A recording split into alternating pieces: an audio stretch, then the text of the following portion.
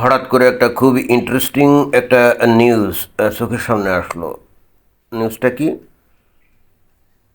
এফসিআরএ সংশোধনী বিল নিয়ে ভারতের সমালোচনায় মার্কিন কংগ্রেসম্যান।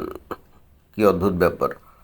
ভারত কি বিল উত্থাপন করবে, কি আইন কানুন তৈরি করবে, সেটা তো তাদের আভ্যন্তরীণ ব্যাপার এবং সেটা অবশ্যই তাদের জনগণের চাহিদার দিকে লক্ষ্য রেখেই এটা করবে।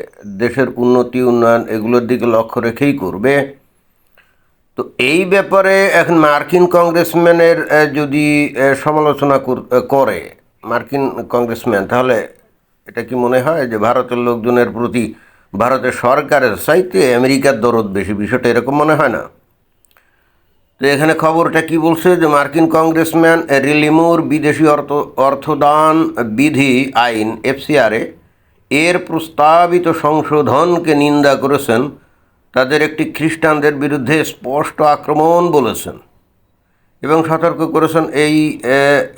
করেছেন যে এই আইনটি ভারত মার্কিন দ্বিদেশীয় সম্পর্কের মধ্যে একটি গুরুতর ইস্যু হতে পারে। মুর দাবি করেছেন যে প্রস্তাবিত পরিবর্তনগুলি সরকারি নির্বাহকে চার্চ, দাতব্য সংস্থা এবং অন্যান্য ধর্মীয় সংস্থাগুলির নিয়ন্ত্রণ করতে দেবে যদি তাদের এফসিআরএ নিবন্ধন বাতিল বা নবায়িত না হয়।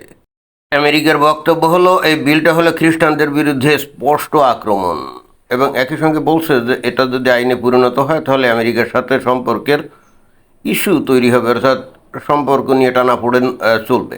তো আমেরিকার সাথে সম্পর্ক তো অলরেডি টানাপোড়েনের মধ্যেই আছে। আর খ্রিস্টানদের বিরুদ্ধে স্পষ্ট আক্রমণ কী কারণে? কারণ ওই ভারতের ওই যে সেভেন সিস্টার্স অঞ্চলে মিজোরাম, মণিপুর, নাগাল্যান্ড ইত্যাদি যে রাজ্যগুলো আছে, ওখানে তো অধিকাংশ লোক একসময় আদিবাসী ছিল এবং এখনও তারা আদিবাসী।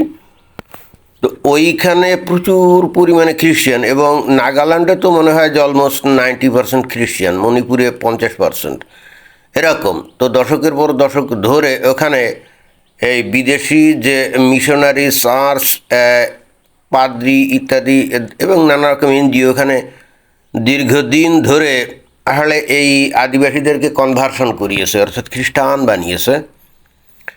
এবং এটা তো এমনি এমনি তো তারা খ্রিস্টান হয় না, তাদেরকে টাকা পয়সা দিতে হয়েছে, তাদেরকে ঘর বাড়ি, গরু ছাগল এগুলো দিতে হয়েছে এবং অনেককে হয়তো চাকরি বাকরিও দিতে হয়েছে।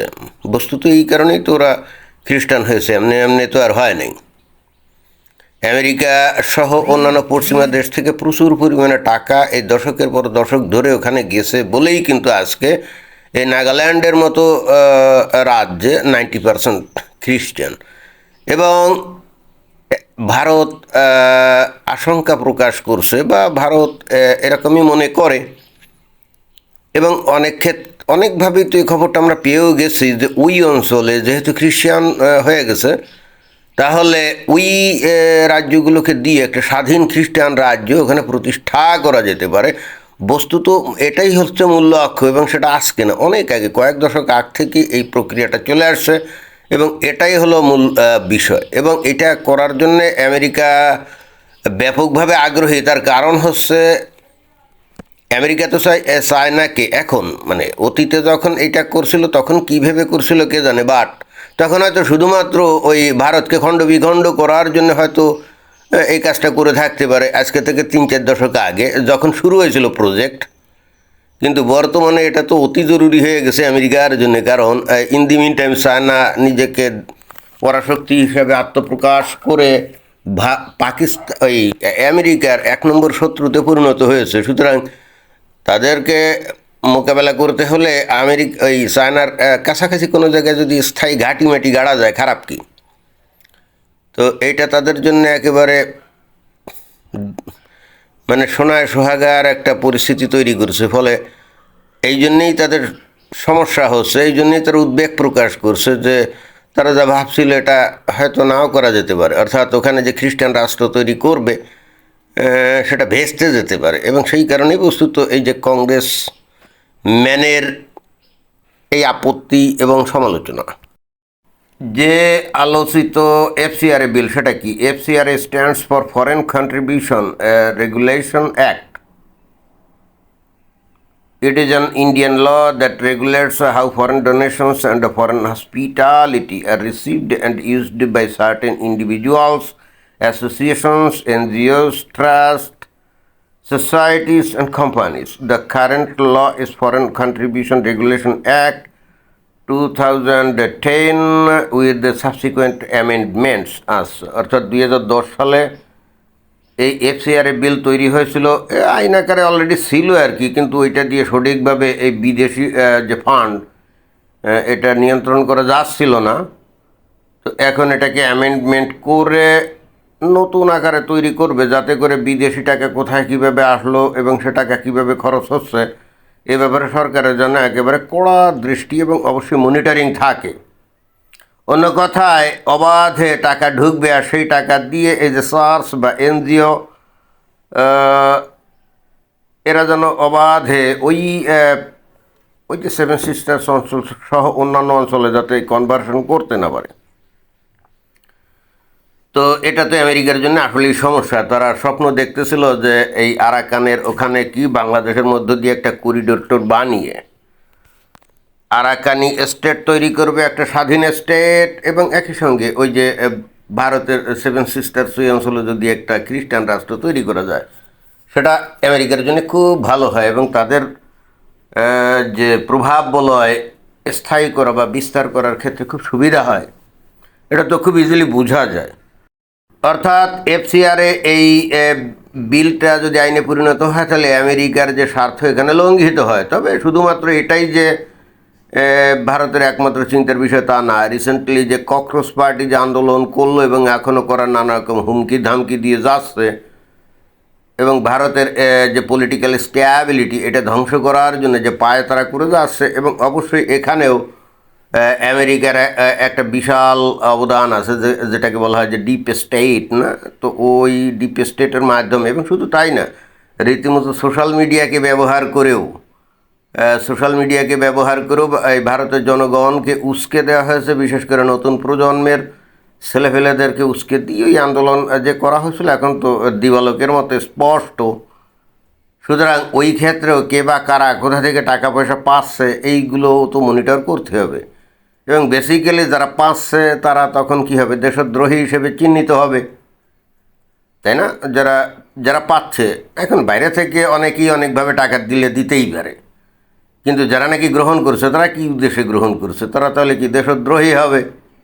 যেমন উদাহরণস্বরূপ ওই যে একটা মুসলমান লোক, ওই যে জুনায়েদ না কি জানি, ওই ককরোচ পার্টির আন্দোলনের সময় কোটি কোটি টাকা খরচ করে সে কিন্তু ওই যে খাবার খাইয়েছে, অথচ সে কিন্তু স্রেফ একটা ওই মোবাইল ফোন মেকার ছাড়া আর কিছুই না। ডেলি হয়তো 500,000 বা 2,000 টাকা ডেলি ইনকাম। তো কথা নাই বার্তা নাই, সে কোটি কোটি টাকা কোথায় পাইলো আর সেই টাকা খরচ করে খাওয়াইলো কী করে? হ্যাঁ, ওখানে যারা ছিল তারা না খেয়ে ছিল, আন্দোলন করতেছিল, তাদেরকে খাওয়ানো এটা অবশ্যই দৃশ্যত খুবই মহান কাজ। লোকে বলবে কত একটা ভালো কাজ করছে, ছেলেপেলেগুলো তো ওখানে না খেয়ে থাকতো। তো ছেলেপেলেগুলো না খেয়ে থাকতো, এই জন্য সে খাইয়েছে, মানে কত বড় দরদি মহান, তাই না? কিন্তু প্রশ্ন হচ্ছে দরদি মহান হতে পারে যদি নিজের জায়গা জমি বেচে বা নিজের ব্যাংকে জমাকৃত টাকা খরচ করে ওইটা করে, তাহলে ঠিক আছে, তাহলে তো অতীব মহান পুরুষ সে। কিন্তু যদি টাকাটা সামহাও বাইরে থেকে কেউ দেয় বা কোনো জায়গা থেকে আসে, তাহলে তো বুঝতে হবে যে ওই লোক দেশের এগেনস্টে কাজ করছে, এবং যারা টাকা পাঠিয়েছে তারা ভারতের স্টেবিলিটি নষ্ট করতে চায়।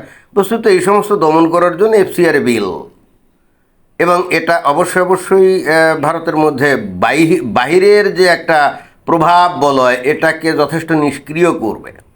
এবং বস্তুত এই আমেরিকা তার যে নতুন যে সাম্রাজ্যবাদী যে সিস্টেম গোটা পৃথিবীতে আছে, বিশেষ করে দরিদ্র দেশগুলোর ওপরে এইভাবে অবাধ টাকা প্রবাহিত করে তারা দেশের আভ্যন্তরীণ শাসন ক্ষমতাটাকেই চেঞ্জ করে দেয়। যেমন বাংলাদেশে করছে, যেমন নেপালে করছে, যেমন শ্রীলঙ্কাতে করছে, এবং প্রতিনিয়ত ডিস্ট্যাবিলাইজ করে এই যে পাকিস্তানের শাসন, রাইট? এগুলো আমরা দেখি। তো সেই দিক দিয়ে হিসাব করলে ভারতের রাজনীতিবিদ তারা তো অনেক তুখোড়, তারা অনেক পোক্ত, এবং দরকারে বাইরের টাকা দরকারই নেই, তাদের তো এত টাকা নাই যে বাইরের টাকা আসতেই হবে। যেমন বাংলাদেশের ক্ষেত্রে, নেপালের ক্ষেত্রে বা শ্রীলঙ্কা পাকিস্তানের ক্ষেত্রে যে কোনো খাতে বাইরে থেকে যদি মিলিয়ন মিলিয়ন ডলার আসে, এটা এরা মনে করে যে হ্যাঁ আমাদের তো ডলারের দরকার আছে, অতএব আসলে খারাপ কি, অতএব সেই টাকা দেশে কীভাবে ব্যয় হলো, এগুলো নিয়ে সরকারের অত মাথা ব্যথার কারণ থাকে না। কিন্তু ভারতের ক্ষেত্রে বিষয়টা তা না। ভারত এমনিতেই বহু পণ্য আছে যেগুলো রপ্তানি করে তারা প্রচুর বৈদেশিক মুদ্রা অর্জন করে। সেই হেতু ওই কোন দেশ কোথা থেকে যেন তেনভাবে মিলিয়ন মিলিয়ন ডলার পাঠিয়ে দিল, আর ভারত বলবে ঠিক আছে ভালো কথা, আমাদের বৈদেশিক মুদ্রা দরকার, কে কোথা থেকে পাঠালো আমাদের জানার তো দরকার কি। ভারত তো এরকম না। লিগ্যালি বাণিজ্যিকভাবে তাদের বৈদেশিক মুদ্রা রিজার্ভ অনেক অনেক বেশি, অতএব তাদেরকে কোনো দরকার নাই এরকম ওই বিভিন্ন দাতব্য সংস্থার নামে বাইরে থেকে টাকা আসবে আর তারা দেশের মধ্যে একটা ঝামেলা তৈরি করবে, তাই না? পরিশেষে আমি যেটা বলতে চাই, ভারতের সরকার এবং ভারতের নেতাদেরকে বোঝা উচিত যে এই সেভেন সিস্টার্স অঞ্চলে যে আদিবাসীগুলা, তারা শুধুমাত্র টাকার জন্যই কি আসলে এই খ্রিস্টান ধর্ম গ্রহণ করে নাকি? আসলে পৈতৃক ধর্ম বা নিজেদের ধর্ম কেউ সাধারণত ত্যাগ করতে চায় না। তাহলে এই সেভেন সিস্টার্স অঞ্চলে এমন কী হলো যে টাকা দেওয়া মাত্রই তারা ধর্ম চেঞ্জ করে ফেলছে? বিষয়টা আসলে এত সোজা না। খালি একটা দিক দেখবে আর অন্য দিক আসলে দেখবে না, তা তো না। আসলে এরা আদিবাসী, তাই না? সত্য কথা হলো যে আইনে যাই থাক, আইনে যাই থাক, কিন্তু সাধারণত ভারতীয় যে উচ্চবর্ণের লোকজন তারা কি এদেরকে আসলে মানুষ বলে মনে করে নাকি? না, হাফ মানুষ মনে করে। হ্যাঁ, এরাই ওই বনে জঙ্গলে থাকে, পাহাড়ে পর্বতে থাকে, মানে আদিবাসী তো। আরে এরা নিলে বনে জঙ্গলে থাকে বলে এরকম আদিবাসী হাফ মানুষ মনে করে। আরে মূল সমাজে যারা নাকি নিচু সম্প্রদায়ের আছে তাদেরকেও তো এই উচ্চ শ্রেণীর লোকজন নিচু সম্প্রদায়ের মনে করে ঘৃণা করে, কি করে না? করে তো। ওই উপরে উপরে বলে না না না এখনকার যুগে আমরা এগুলো করি নাকি। হ্যাঁ হ্যাঁ করে, হ্যাঁ করে।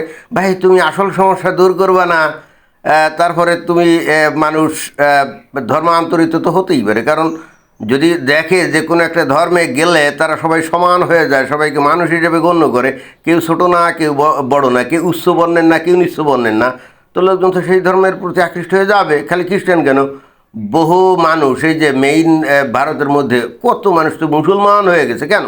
এই কারণে। তো এখন ভারত তার আদি সমস্যা দূর করবে না, এই বর্ণপ্রথা জাতপাত প্রথা আইন করে দূর করবে না, এই ব্যাপারগুলো সাফা দিয়ে রেখে ওই বাইরের শক্তি ভারতে আক্রমণ করছে, এটা করছে, হ্যান করছে, ত্যান করছে বলে আপাতত হিন্দুদেরকে হিন্দুদের মনের মধ্যে ভয় ঢুকিয়ে দিয়ে একটা ঐক্য তৈরি করে বিজেপি ক্ষমতা এসে তারপরে ওই জাতপাত প্রথা বর্ণপ্রথা এগুলো বজায় রেখে এবং এগুলোকে ধামাচাপা দিয়ে তারা এই ভারতে বছরের পর বছর যুগের পর যুগ শাসন করবে বলে যদি মনে করে থাকে, তাহলে বুঝতে হবে যে এদের স্ট্র্যাটেজি আখেরে মার খাবে, আখেরে মার খাবে। এবং একই সঙ্গে এই জাতপাত প্রথা বর্ণপ্রথা এটা যদি এরা অ্যাবলিশ না করে, বাতিল না করে, তো এই ভারত কিন্তু পরাশক্তি হয়তো অনেক দূরস্থ, ভবিষ্যতে ভারত অখণ্ড ভারত হিসেবে টিকেই থাকতে পারবে না। হ্যাঁ, অখণ্ড ভারত হিসেবে টিকেই থাকতে পারবে না। এই আসল জায়গায় এরা দেখতেছি কোনোভাবে মাথা গলাচ্ছে না। কারণ কি? বলে যে নিচু সম্প্রদায়ের লোকজন নাকি কোটা প্রথার কারণে তারাই চায় না এটা অবলুপ্ত হোক। আরে তারা কি চাইবে? তারা তো আসলে দীর্ঘদিন ধরে অবহেলিত, শোষিত, নির্যাতিত ছিল বলেই তো তারা এখন জাতীয় সুযোগ পেয়েছে, তারা তো চাইবে না। তো উচ্চবর্ণের লোকজনগুলো তো ডিক্লেয়ার দিতে পারে যে আমাদের এখন আর কোনো বর্ণ টন্য নেই, তাহলে তো হয়ে যায়। কই, তারা তো সেটা করে না। তারা এখনও ওই যে নিচুবর্ণের লোক এটা ছাড়ে না, এই কথা কেন বলে? এই কথা বলার মানে তারা যে উচ্চবর্ণ এটাই তো প্রতিষ্ঠিত করে, রাইট? তো উচ্চবর্ণের লোকজন বলুক যে আমরা আজকে থেকে এই বর্ণপ্রথা বাদ দিলাম, এটা আইন করে বাতিল করা হলো, তো এরপরে তো সবাই সমান হয়ে যাবে, তখন তো কোটা সিস্টেম অটোমেটিক্যালি উঠে যাবে। কি উঠে যাবে না? সবাই যদি সমান হয় তো কোটা সিস্টেম তো অটোমেটিক্যালি উঠে যাবে। যাই হোক,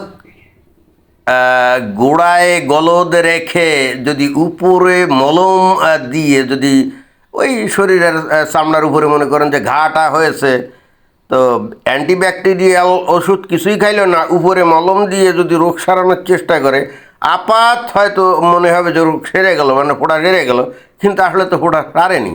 ওই 2 দিন পরে ফোড়া আবার চ্যাগাল দিয়ে বেরোবে, তাই না? তো ভারতের ক্ষেত্রেও বিষয়টা এরকম, যদি মনে করে যে এই বর্ণ প্রথাগুলোকে ওই ধামা চাপা দিয়ে কোনো মতে মানুষদেরকে ভুল বুঝায় বা উত্তেজিত করে তারপরে এই বিজেপি যুগের পর যুগ রাজত্ব করবে, কিছুকাল হয়তো করবে, মানুষ কিছুকাল বোকা থাকবে, বাট ইভেনচুয়ালি তারা জেগে উঠবে এবং তারা দেখবে যে এই উচ্চবর্ণের এই অসভ্য বদমাশদের আন্ডারে এই আধুনিক যুগে থাকা যায় না। এটা কোয়াইট ইম্পসিবল। জন্মসূত্রে মানুষদেরকে নিজ বর্ণ মনে করবে, নিজ সমাজ মনে করবে, তাদেরকে ঘৃণার চোখে দেখবে, হীন ও অবহেলার চোখে দেখবে।